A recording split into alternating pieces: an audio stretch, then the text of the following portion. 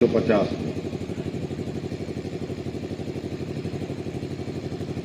लोकतंत्र की स्थापना और जनता को वोट देकर अपने प्रतिनिधियों को चुनने का अधिकार और इस अधिकार का जो प्रयोग हुआ वो 1952 में। सरकार कोई कसूर हो गया है क्या हमसे? हैं? चल जीता तितारपुर, चल जीता खोजत मत होके।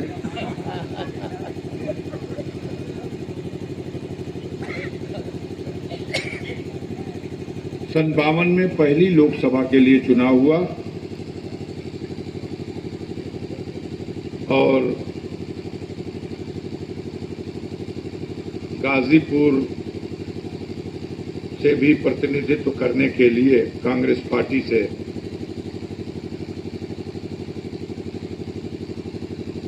पहले दूसरे तीसरे चुनाव में लगातार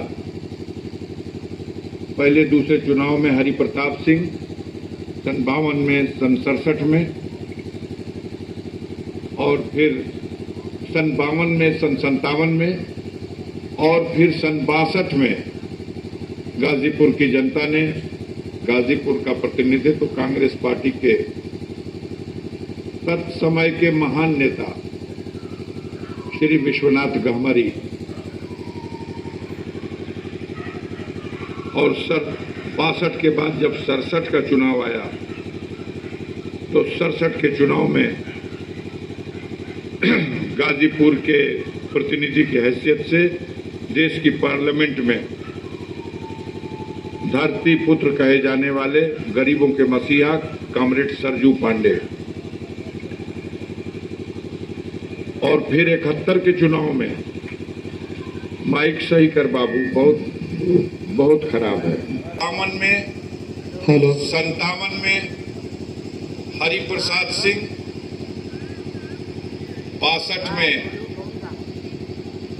श्री विश्वनाथ गहमरी, 67 में कॉमरेड सरजू पांडे, 71 में फिर कॉमरेड सरजू पांडे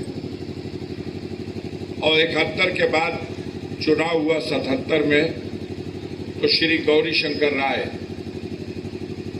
और श्री गौरी शंकर राय के बाद 77 के चुनाव हुआ 80 में तो 80 में आ गए कांग्रेस पार्टी से फिर जैनुल बशर साहब और फिर 1984 में जैनुल बशर साहब। मैं इसलिए इस इतिहास को बताना चाह रहा था कि ये सैदपुर विधानसभा उन दिनों गाजीपुर लोकसभा का हिस्सा ही नहीं थी। इसलिए मैं जो इतिहास बता रहा हूं ये आप लोगों के लिए नया होगा। जो गाजीपुर लोकसभा के नाम से अब गाजीपुर की लोकसभा है, ये अस्तित्व में आई है 2009 में। यह लोकसभा 2009 में अस्तित्व में आई। समय था 1 घंटा सवा घंटा तो सोचा कि इतिहास भूगोल सब बता दिया जाए। बहुत से लोगों को 2009 से पहले जो गाजीपुर का प्रतिनिधित्व करते रहे संसद में वो क्रम मैं बता रहा था। सन 84 में 80 में जैनुल बशर साहब, 84 में जैनुल बशर साहब और 84 के बाद 89 का चुनाव हुआ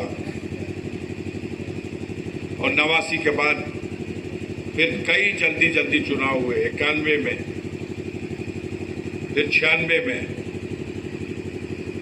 और 96 के बाद 98 में, 98 के बाद 99 में। 96 के चुनाव से बताएं तो शायद कुछ हमारी नई पीढ़ी को समझ में आए। चुनाव 1984 से श्री मनोज सिन्हा जी गाजीपुर में चुनाव लड़ते हैं। कब से लड़ते हैं छोटू भाई? 1984 से। सोइएगा मत, हम आपसे पूछेंगे प्रश्न। 84 में लड़े, हार गए, लेकिन 96 में लड़े तो पहली बार जीत गए। लेकिन बेचारे कुछ ही दिन रहे, सरकार खत्म हो गई थी तो चुनाव 98 में हो गया और 98 में जब चुनाव हुआ तो माननीय ओम प्रकाश सिंह चुनाव जीत गए समाजवादी पार्टी से। बदकिस्मती रही, फिर साल भर के अंदर चुनाव हो गया। 99 में दूसरा, उसके बाद नया चुनाव, और 99 में चुनाव का परिणाम आया फिर मनोज सिन्हा के खाते में।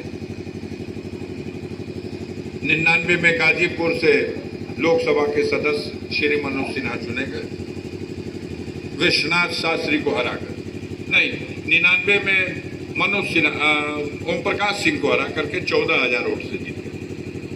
96 का चुनाव विश्वनाथ शास्त्री को, और 99 का चुनाव 98 में ओम प्रकाश सिंह ने हराया मनोज सिन्हा को, और 99 में मनोज सिन्हा ने हराया ओम प्रकाश सिंह को। दोनों हार जीत 14,000 की हुई थी। वो भी जीते थे 14,000 से, वो भी जीते 14,000 से। और उसके बाद 2004 आ गया। अभी भी ये सैदपुर गाजीपुर का हिस्सा नहीं है। अभी भी आप 3 जिले में थे, जौनपुर भी था इसी में ना? हाँ, जौनपुर। अब कुछ बनारस का भी हिस्सा था। अभी भी आप 3 जिले में थे। अरे वो जलालपुर जाएंगे, हमारे प्रचार करें जलालपुर। इस चुनाव में 2004 के चुनाव में बॉर्डर गाजीपुर लोकसभा सीट पर बड़ा भयंकर चुनाव हुआ। श्री मनोज सिन्हा जी चुनाव लड़े कमल के फूल से, भारतीय जनता पार्टी के प्रत्याशी के हैसियत से, और श्री उमा शंकर कुशवाहा जी लड़ गए बहुजन समाज पार्टी से। मुकाबला जोरदार हुआ, और अफजाल अंसारी समाजवादी पार्टी से। गाजीपुर लोकसभा में 2004 में गाजीपुर की जनता ने जो पार्लियामेंट में अपना प्रतिनिधि भेजने के लिए परिणाम दिया, वो गाजीपुर का अभी तक का इतिहास है। और वो इतिहास ये है कि बहुजन समाज पार्टी के खाते में उमा शंकर कुशवाहा के खाते में 1,85,000 वोट, और भारतीय जनता पार्टी के श्री मनोज सिन्हा के खाते में 1,88,000 वोट। 3,000 से बसपा को दबा दिए थे मनोज सिन्हा। लेकिन समाजवादी पार्टी के खाते में अफजाल अंसारी के कैंडिडेट की हैसियत से 4,17,000 वोट, 2,27,000 के अंतर से जब त्रिकोण लड़ाई हुई थी, इसी तरह जैसी त्रिकोण इस बार फंसी है। तीनों लड़ रहे हैं ना। अक्सर लोग कहते घूम रहे हैं कि पिछली बार तो सपा बसपा का गठबंधन था। उनको बताइएगा 2004 का इतिहास देखो, उसमें गठबंधन नहीं था। आज हमारे सिन्हा जी आए हुए हैं, सामना हुआ हम लोगों का, सामना मतलब मुलाकात नहीं हुई, लेकिन मेरा एक कार्यक्रम चल रहा था पुचौरी में। जिस विधानसभा में मैं घूम रहा था, उसी विधानसभा में वो भी आ गए एक विद्यालय पे। आजकल विद्यालय का कोई कार्यक्रम नहीं छूटेगा, कोई देवी देवता का दरबार नहीं बचेगा जहां मत्था टेकने ना जाए। विधानसभा में याद है कि नहीं आप लोग, जिले की 7 विधानसभा की सीटें सिन्हा जी के सिफारिश पर, जिसके नाम पर उन्होंने उंगली रख दिया, उसके खाते में मिला था टिकट। अब कहते हमारी जिम्मेदारी, हम जिताएंगे। नेतृत्व ने भरोसा किया, 7 टिकट उनकी मर्जी से, और बेचारे 21-22 दिन लगातार डेरा गिराए रहे बनारस में और गाजीपुर में। आज फलाना देवी का दर्शन करेंगे, आज फलाना देवता का दर्शन करेंगे, लेकिन हम उसी के अनुसार आशीर्वाद भी दे देते हैं। सबने समझ लिया ये दर्शन करने कम आए हैं, राजनीति करने ज्यादा आए हैं। तो ऐसा आशीर्वाद दिया देवी देवता ने गाजीपुर के कि 7 में 7 सीट हार गए, बोहनी में नहीं हुई एक सीट।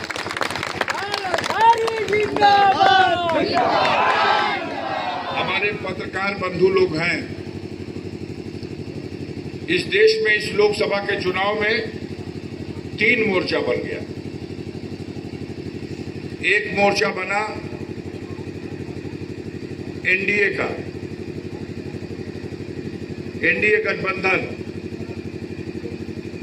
जिसमें मुख्य दल है भारतीय जनता पार्टी, और दूसरा मोर्चा बना इंडिया गठबंधन, जिसका मुख्य दल है कांग्रेस पार्टी।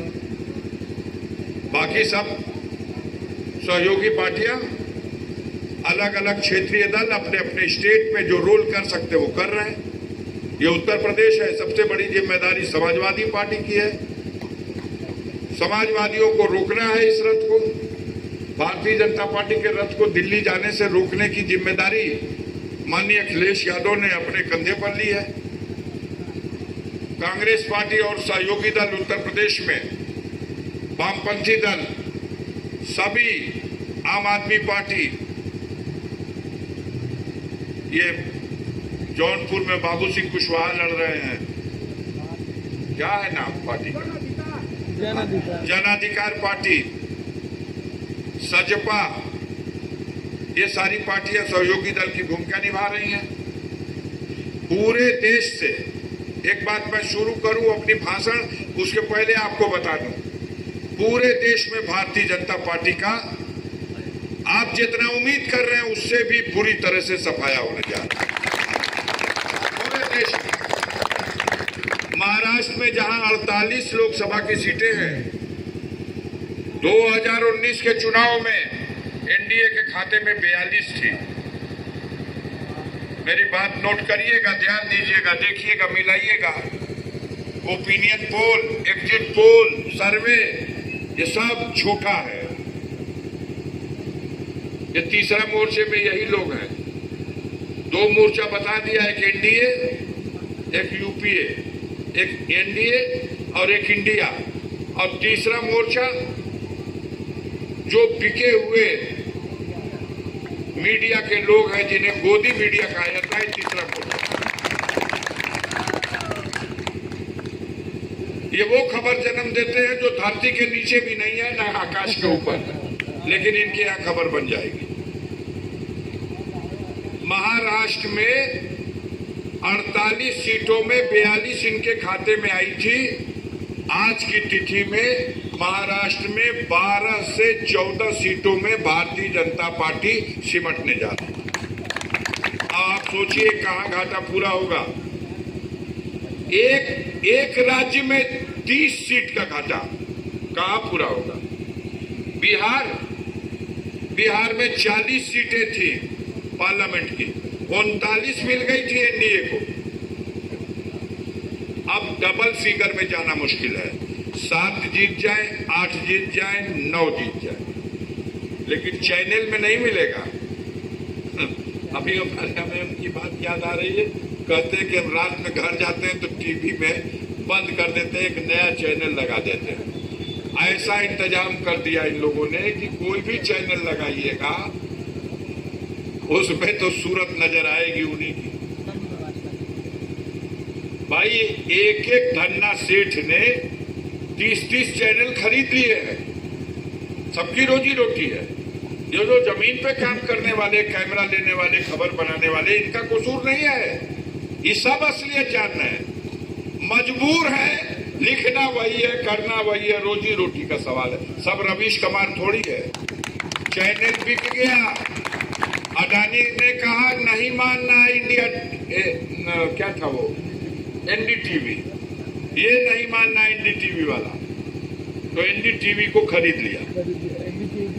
लेकिन था उसमें भी एक वीर पत्रकार, आत्मा वाला। उसने कहा तुम हमारा चैनल खरीद सकते हो, हमको नहीं खरीद सकते। उसने त्याग पत्र दे दिया। ऐसे भी इस दुनिया में, इस देश में। लेकिन हर जगह सबसे उम्मीद मत कीजिए।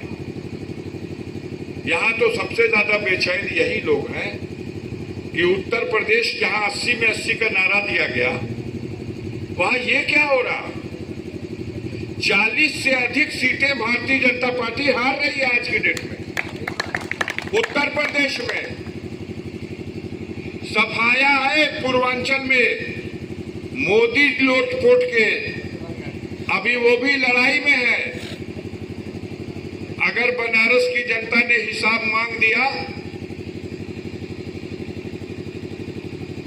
कि इतने प्राचीन मंदिरों को जो तोड़ा गया है, देवी देवताओं का जो अपमान किया गया है, वास्तविक स्थिति